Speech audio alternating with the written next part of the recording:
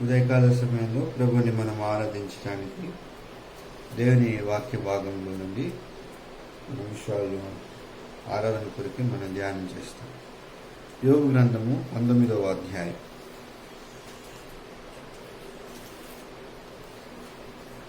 యోబు గ్రంథము 19వ అధ్యాయము 25వ వచనాన్ని అందరం కలిసి చూద్దాం. యోబు గ్రంథము 19వ అధ్యాయము 25వ వచనాన్ని మనందరం కలిసి చూద్దాం. అయితే నా విమోచకుడు సజీవుడనియు తరువాత ఆయన భూమి మీద నిలిచిననియు నేను ఎరుగుదును. మరొకసారి చూద్దాము. అయితే నా విమోచకుడు సజీవుడనియు తరువాత ఆయన భూమి మీద నిలిచిననియు నేను ఎరుగుదును. నా విమోచకుడు సజీవుడు. ప్రభు సాయం కొరకై మనం ప్రార్థన చేస్తున్నాం. ప్రేమగల మా పరలోకపు తండ్రి యేసుక్రీస్తు ప్రభు వారి పరిశుద్ధమైన నామమును బట్టి మీకు వందనములు స్తోత్రం చెల్లిస్తూ ఉంటున్నాము. ఉదయకాల సమయంలో ఈ మందిర ఆవరణంలోని ప్రజలుగా మాకు అనుగ్రహించిన ప్రభు మీ యొక్క కృపను బట్టి మీ సన్నిధిలో చేరువచ్చి నిన్ను ఆరాధించి నిన్ను గణపరిచేదాని కొరకై ప్రభు మిమ్మల్ని సంపూర్ణంగా సిద్ధపరుస్తూ వచ్చిన నీ ప్రేమ కొరకు వందనాలు స్తోత్రం చెల్లిస్తూ ఉంటున్నాను.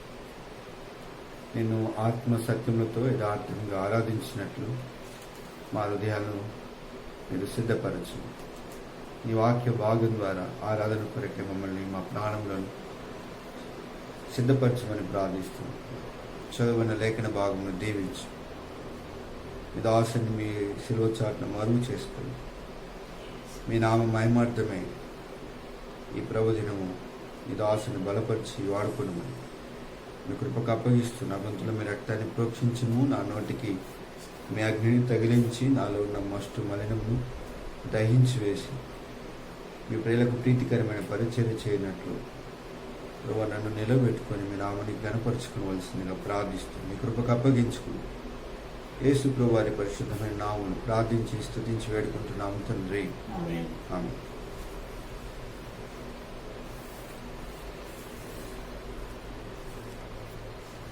నా విమోచకుడు సజీవుడనియు తర్వాత ఆయన భూమి మీద నిలిచిననియు నేను ఎరుగుదును. విమోచకుడు ఉదయకాల సమయంలో ప్రభుని ఆరాధించడం కొరకై విమోచన అనే మాటను గురించి కొన్ని విషయాలను మనము ఆరాధన కొరకై జ్ఞాపకం చేసుకొని ప్రభుని మనం ఆరాధిస్తాం. దేని నుండి విమోచన? ఎవరు దీన్ని విమోచించేవారు? ఎవరు విమోచించేవారు? ఎలాగూ మనల్ని విమోచిస్తారు? ఎందుకు విమోచిస్తున్నారు? ఈ విమోచన యొక్క పూర్ణత సంపూర్ణత ఎలాగా మనలో కలుగుతుంది అన్న 5 విషయాలను మనము జ్ఞాపకం చేసుకోవడానికి ప్రయత్నం చేస్తాం. ముందుగా ఈ విమోచకుడు దేని నుండి మనల్ని విమోచించువాడు? ఏ విషయాల నుంచి దేవుడు మనల్ని విమోచించినాడు? ఎందులో నుండి మనం విమోచించబడ్డామనే కొన్ని విషయాలు మనం దేవుని లేఖన భాగంలో జ్ఞాపకం చేసుకోవడానికి ప్రయత్నం చేస్తాం. గలతీ పత్రిక 4వ అధ్యాయం. గలతీ పత్రిక 4వ అధ్యాయం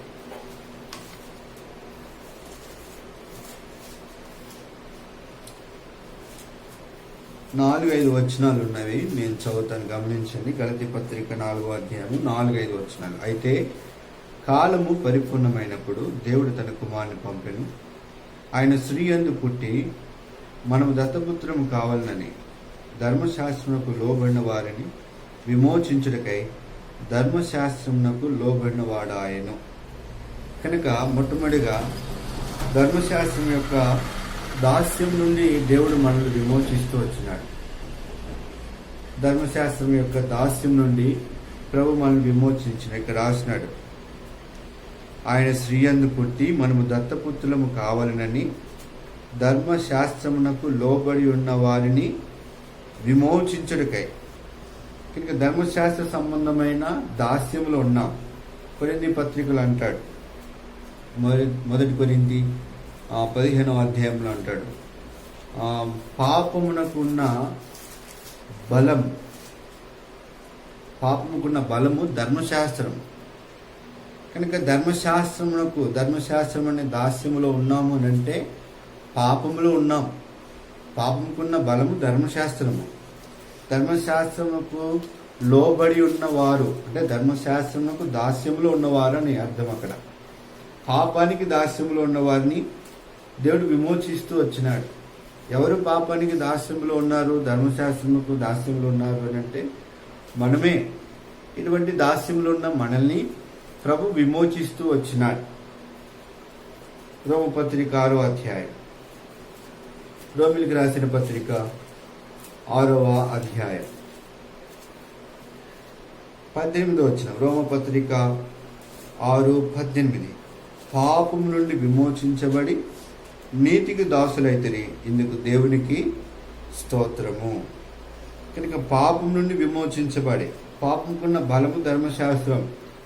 ఈ పాపము ధర్మశాస్త్రం అనే దాస్యములో మనం ఉన్నాం. కనుక దేవుడు మనల్ని ఏం చేస్తున్నాడంటే ధర్మశాస్త్రం యొక్క దాస్యం నుండి, పాపము నుండి దేవుడు మనల్ని విమోచిస్తూ వచ్చినాడు. కాబట్టి ఈ ఉదయకాల సమయంలో ప్రభుని మనము ఆరాధించవలసిన వారమే ఉన్నాం. దేని నుండి దేవుడు మనల్ని విమోచించినాడు అనే విషయాల గురించి మనం ధ్యానిస్తూ ఉన్నాం. మొట్టమొదటిగా ధర్మశాస్త్ర సంబంధమైన దాస్యం నుండి, పాపం నుండి దేవుడు మనల్ని విమోచిస్తూ వచ్చినాడు. ఇదే గలతీలకు రాసిన పత్రిక 3వ అధ్యాయం, గలతీ పత్రిక 3వ అధ్యాయం 13-14 వచనాలు కలుస్తున్నాయి. గలతీ పత్రిక 3వ అధ్యాయం 13-14 వచనం. ఆత్మను గూర్చిన వాగ్దానము విశ్వాసం వలన మనకు లభించినట్లు అబ్రహాం పొందిన ఆశీర్వచనము క్రీస్తు యేసు ద్వారా అన్యజనులకు కలుగుటకై క్రీస్తు మన కోసం శాపమై మనలను ధర్మశాస్త్రం యొక్క శాపము నుండి విమోచించాడు. కనుక రెండోదిగా దేని నుండి దేవుడు మనల్ని విమోచించినాడంటే ధర్మశాస్త్రం యొక్క శాపము నుండి దేవుడు మనల్ని విమోచిస్తూ వచ్చినాడు. మొట్టమొదటిగా ధర్మశాస్త్ర సంబంధమైన పాపం అనే దాస్యం నుండి విమోచించినాడు. రెండోదిగా మనం ఇక్కడ చూస్తున్నాము ధర్మశాస్త్రం యొక్క శాపము నుండి మనము విమోచించబడ్డాం. ధర్మశాస్త్రం మనల్ని శాపంలోనికి తీసుకుని వచ్చింది. కంటికి కన్ను, పంటికి పన్ను. ఎవరైనా అపరాధం చేస్తే, అపవిత్రుడైతే వాడు ఏం చేయబడాలా? రాళ్లతో కొట్టబడి చంపివేయబడాల పాపం చేస్తే. లేకపోతే ఎవరైనా రోగి అయి ఉంటే పాలెమునకు వెలపటి ఉండాల. ఈ ధర్మశాస్త్రం ఏం చేసిందంటే శాపము, శిక్షలోనికి మనల్ని తీసుకుని వచ్చింది. అయితే దేవుడు మనల్ని ఏం చేసినంటే ధర్మశాస్త్రం నుండి, ఈ యొక్క శాపం నుండి, శిక్ష నుండి విమోచించినాడు. శాపం నుండి విమోచించను. ఎలా విమోచించినాడు? అక్కడ రాయబడుతూ వచ్చింది, మ్రాను మీద వేలాడిన ప్రతివాడును శాపగ్రస్తుడగును. శాపం నుండి దేవుడు మనల్ని విమోచించినాడు. ఎట్లా విమోచించినంటే మ్రాను మీద వేలాడదీయబడిన ప్రతివాడు శాపగ్రస్తుడు అవ్వాలి. మ్రాను మీద వేలాడదీయబడాల. అయితే మనకు బదులుగా దేవుడే ఆ శిలువ మ్రాను మీద వేలాడదీయబడి మన శాపమును ఆయన భరిస్తూ వచ్చినాడు, మోస్తూ వచ్చినాడు. కాబట్టి ఈ యొక్క శాపం నుండి విమోచించిన మన ప్రభుని మనం ఆరాధించవలసిన వారమే ఉన్నాం. మొట్టమొదటిగా ధర్మశాస్త్ర సంబంధమైన దాస్యం నుండి విమోచించినాడు. రెండోదిగా ధర్మశాస్త్ర సంబంధమైన శాపం నుండి విమోచించినాడు. మూడోది 103వ కీర్తన 4వ వచనం. 103వ కీర్తన 4వ వచనం. సమాధిలో నుండి నీ ప్రాణమును విమోచించుచున్నాడు. కనుక దేవుడు మనల్ని ఎక్కడి నుండి విమోచించినాడంటే సమాధిలో నుండి విమోచించినాడు. ఎఫెసీ పత్రిక 2వ అధ్యాయము 1వ వచనం రాస్తాడు, మీరు మీ అపరాధముల చేతను పాపముల చేతను చచ్చిన వారే ఉన్నారు. అపరాధములు బట్టి, పాపములు బట్టి చనిపోయిన స్థితిలో ఉన్నాం. చనిపోయిన వారిని ఎక్కడ పెట్టాలి? మరి సమాధి, భూమిలో సమాధి చేయాలి. చనిపోయిన వారిని సమాధి చేయాలి. అయితే సమాధిలో నుండి దేవుడు మనల్ని ఏం చేసినాడంట? విమోచించినాడు. దేని బట్టి మనం చనిపోయినాము?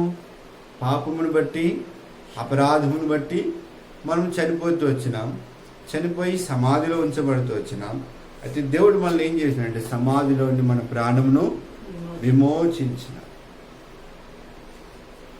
దీన్ని బట్టి ప్రభుని మనం ఆరాధించవలసిన. పాపను బట్టి నేను చచ్చిన స్థితిలో ఉన్నాను, అయితే నన్ను విమోచించిన దేవుడిగా నువ్వు ఉన్నందుకొరకే ప్రభువా నేను నిన్ను ఆరాధిస్తున్నాను అని ప్రభుని ఆరాధించాలి. ఇది 3వ విషయం. 4వ సందర్భం, ప్రభు దేనిలో నుండి మనల్ని విమోచించినాడు అనేది మనం జ్ఞాపకం చేసుకుంటే 49 కీర్తనలు 49వ కీర్తన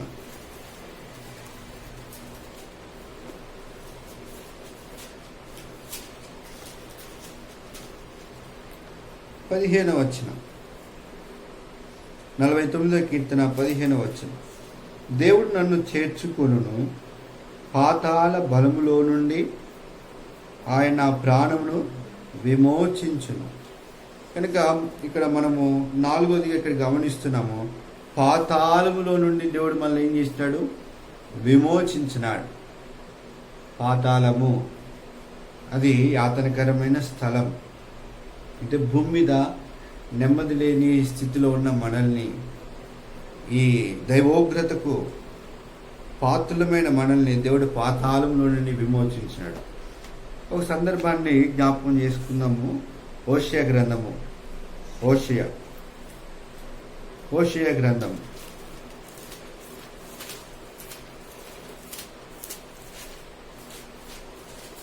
13వ అధ్యాయం.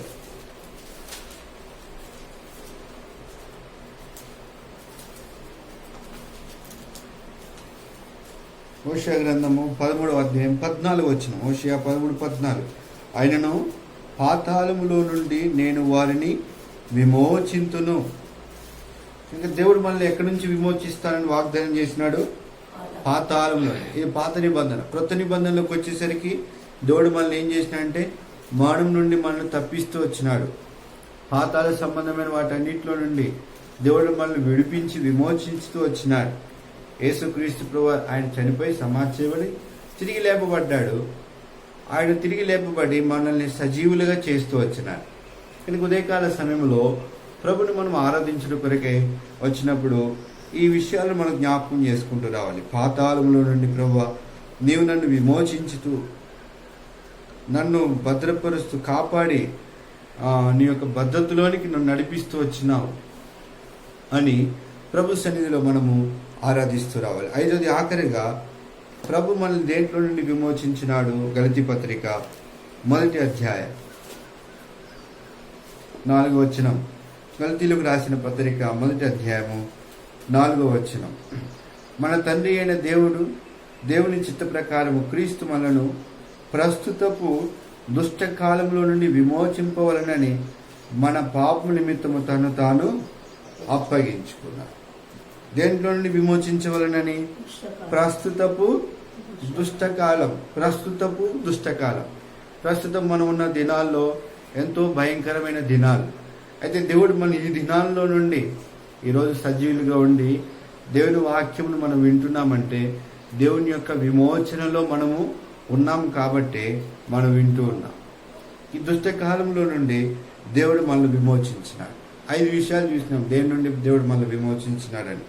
మొదటిది, ధర్మశాస్త్రం యొక్క దాస్యం నుండి విమోచించినాడు. రెండోది, ధర్మశాస్త్రం యొక్క శాపము నుండి విమోచించినాడు. మూడోది, సమాధిలో నుండి విమోచించినాడు. 4వది, పాతాళం నుండి విమోచించినాడు. 5వది ఆఖరిది ఇక్కడ మనం చూస్తున్నాం, దుష్టకాలం. ప్రస్తుతపు దుష్టకాలంలో నుండి దేవుడు మనల్ని విమోచించి భద్రపరిచినాడు. కనుక ప్రభుని మనం ఆరాధిస్తున్నాం. 2వ సందర్భం, ఎవరు మనల్ని విమోచించినారు? యెషయా గ్రంథం 43వ అధ్యాయం. విమోచించిన వారు ఎవరు? మనల్ని విమోచించిన వారు. యెషయా గ్రంథము 43వ అధ్యాయం 1వ వచనం. యెషయా గ్రంథము 43 1వ వచనం. అయితే యాకోబు, నిన్ను సృజించిన వాడు యెహోవా, ఇశ్రాయేలు నిన్ను నిర్మించిన వాడు ఇలాగూ సెలవిస్తున్నాడు, నేను నిన్ను విమోచించి ఉన్నాను. కనుక మన ప్రభువు మనల్ని విమోచించినవాడు, మన రక్షకుడు, మన దేవుడు మనల్ని విమోచించినవాడు. మూడో విషయాన్ని మనం జ్ఞాపకం చేసుకుంటే, ఈ రక్షకుడు, ఈ ప్రభు మనల్ని ఎలాగూ మనల్ని విమోచించినాడు అనే విషయాన్ని మనం జ్ఞాపకం చేసుకున్నప్పుడు యెషయా గ్రంథము 63 యెషయా గ్రంథము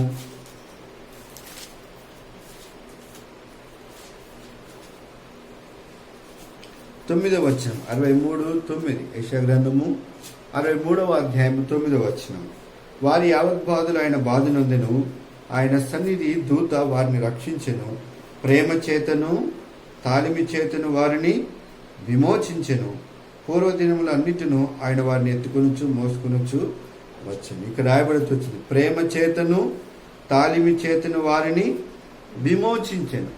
కనుక ప్రభు మనల్ని ఎలా విమోచించినంటే, ప్రేమ చేత దేవుడు మనల్ని విమోచించినాడు. దేవుడు మనల్ని ప్రేమించినాడు కనుక ఈ పాపము నుండి, ధర్మశాస్త్రం నుండి, శాపము నుండి, సమాధి నుండి, పాతాళం నుండి దేవుడు మనల్ని దుష్టకాలం నుండి విమోచిస్తూ వచ్చినాడు ప్రేమ చేత. యోహాను రాసిన మొదటి పత్రిక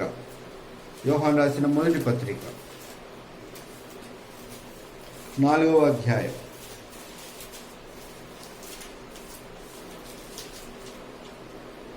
10వ వచనం. మొదటి యోహాను 4:10 వచనం. మనము దేవుణ్ణి ప్రేమించితమని కాదు, తానే మనల్ని ప్రేమించి మన పాపములకు ప్రాయశ్చిత్తమైనటకు తన కుమారుని పంపెను. ఇందులో ప్రేమ ఉన్నది. ఇందులో ఏమున్నది? ప్రేమ ద్వారా దేవుడు మనల్ని విమోచించి ఉన్నాడు అన్న విషయాన్ని ఇక్కడ మనము జ్ఞాపకం చేసుకుంటాం. ఎలాగో దేవుడు మనల్ని విమోచించినాడు. మొదటిది ప్రేమ ద్వారా. రెండో విషయం యెషయా గ్రంథము 50వ అధ్యాయం. యెషయా గ్రంథము 50వ అధ్యాయం 2వ వచనం. యెషయా గ్రంథము 50వ అధ్యాయము 2వ వచనం.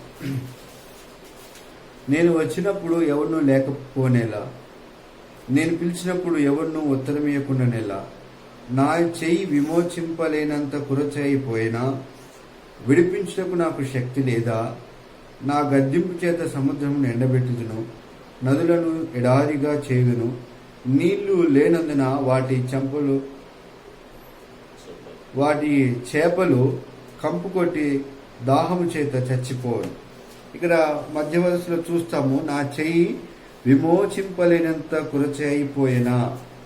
ఇక దేవుడు మనల్ని ఎలా విమోచించినట్టు తన చేతిని, తన యొక్క దక్షిణ హస్త బలం ద్వారా దేవుడు మనల్ని విమోచించినాడు. ఇది రెండవది. మొదటిది దేవుడు ప్రేమ చేత విమోచించినాడు. రెండవది దేవుని యొక్క చెయ్యి దక్షిణ హస్తం ద్వారా విమోచించినాడు. మూడవది ఇక్కడ మనం చూస్తే అక్కడే విడిపించుటకు నాకు శక్తి లేదా, విమోచించుటకు నాకు శక్తి లేదా. శక్తి, తన యొక్క శక్తి ద్వారా, దేవుని యొక్క శక్తి ద్వారా దేవుడు మనల్ని విమోచించినట్లు ఇక్కడ మనము జ్ఞాపకం చేసుకుంటూ ఉన్నాం. నాలుగో విషయం, దేవుడు ఎందుకు మనల్ని విమోచించినాడు, దేవుడు మనల్ని ఎందుకు విమోచిస్తూ వచ్చినాడు. ఇది యెషయా గ్రంథము 44వ అధ్యాయం. యెషయా గ్రంథము 44వ అధ్యాయం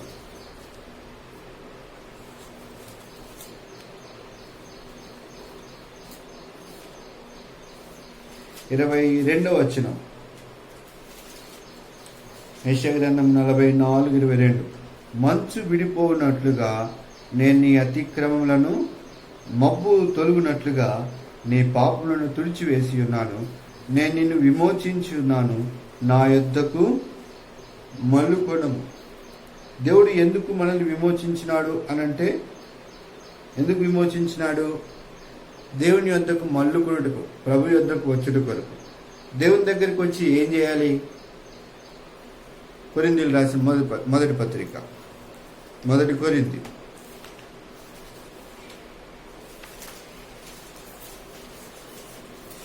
6వ అధ్యాయం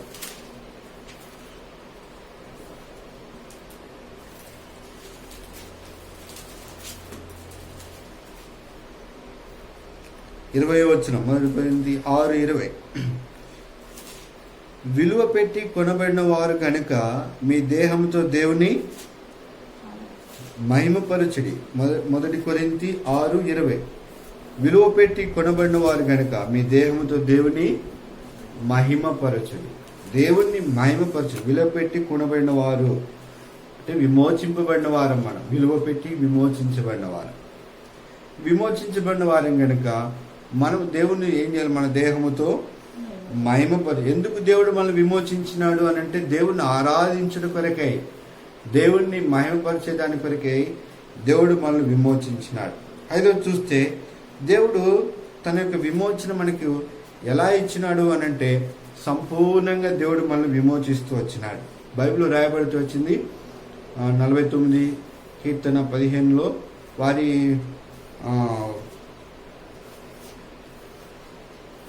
8వ వచనం 9వ వచనం అనుకుంటా. వారి ప్రాణ విమోచన క్రయధనం బహు గొప్పది. విమోచన క్రయధనం గొప్పది, అది ఎన్నటికీ తీరక అట్టుండవలసింది. అలాంటిది దేవుడు మనల్ని ఏం చేసినాడంటే మన ప్రాణ విమోచనను దేవుడు సజీవమైనదిగా కాపాడుతూ వచ్చినాడు. సజీవమైనదిగా దేవుడు మనల్ని విమోచించినాడు. ఒక వాక్యాన్ని మనం చదువుదాము. విలాప వాక్యములు 3వ అధ్యాయం. ఇర్మియా తర్వాత ఉంటుంది. విలాప వాక్యములు 3వ అధ్యాయము 58వ వచనం. విలాప వాక్యములు 3:58. ప్రభువా, నీవు నా ప్రాణ విషయమై వ్యాజ్యములను వాదించితివి, నా జీవమును విమోచించితివి. ఏం చేసినాడు? మన జీవమును దేవుడు విమోచిస్తూ వచ్చినాడు. ఎలా అంటే సంపూర్ణమైన విమోచన దేవుడు మనకి ఇచ్చినాడు. ఇప్పుడు ఈ విమోచించబడ్డ మనము ఎక్కడికి వెళ్తున్నాము అనంటే ఈ యొక్క విమోచన యొక్క ముగింపు ఎక్కడ మనం జ్ఞాపకం చేసుకుంటే 35 యెషయా గ్రంథం 9వ వచనంలో రాస్తాడు, విమోచించబడిన వారు పాటలు పాడుచు సియోనుకు తిరిగి వచ్చేదురు, వారి తలల మీద నిత్యానందము ఉండును అని రాయబడుతూ వచ్చింది. కనుక విమోచించబడిన వారు పాటలు పాడుచు, ఏ పాటలు? ఆరాధన గీతం. నిత్యత్వములోనికి మనం వెళ్తున్నాం. సియోనుకు తిరిగి వచ్చేదరు, నిత్యమైన పరలోక రాజ్యం, దేవుని సన్నిధిని అది జ్ఞాపకం చేస్తుంది. నిత్య మహిమలోనికి ప్రభు దగ్గరికి మనం తిరిగి వెళ్తాం. సదాకాలము విమోచించిన మన విమోచనకర్త ఎదుట మనం సాగిలపడి నిత్యము ప్రభుని ఆరాధించే ఆధిక్యత దేవుడు మనకు అనుగ్రహిస్తూ వచ్చినాడు. ఈ 5 విషయాలను బట్టి ప్రభుని మనము ఆరాధించవలసిన వారమే. మొదటి విషయము నుండి, తర్వాత శాపము నుండి, సమాధి నుండి, పాతాళం నుండి, దుష్టకాలం నుండి దేవుడు మనల్ని విమోచిస్తూ వచ్చినాడు. ఎవరు విమోచించినాడు? మన ప్రభువు. యెషయా 43:1 ప్రకారం ఎలా విమోచించినాడు? ప్రేమ చేతను, తన యొక్క దక్షిణ హస్తము చేతను, తర్వాత దేవుని యొక్క అపరిమితమైన శక్తి ద్వారా దేవుడు మనల్ని విమోచించినాడు. ఎందుకు విమోచించినాడు? ప్రభుని మహిమపరిచేదాని కొరకే దేవుడు మనల్ని విమోచించినాడు. ఎలా విమోచించినాడు? సంపూర్ణంగా విమోచించినాడు. విమోచించబడిన మనము ప్రభుని ఇప్పుడు ఆరాధించవలసిన వారమే ఉన్నాం. ఈ విషయాలను జ్ఞాపకం చేసుకుని విమోచించబడ మనము, పౌరుడా మా రక్షణకై స్తోత్రమని విమోచించబడిన ఆత్మ ప్రభుని ఆరాధించునుగాక. ఆరాధనలోకి వెళ్తాం.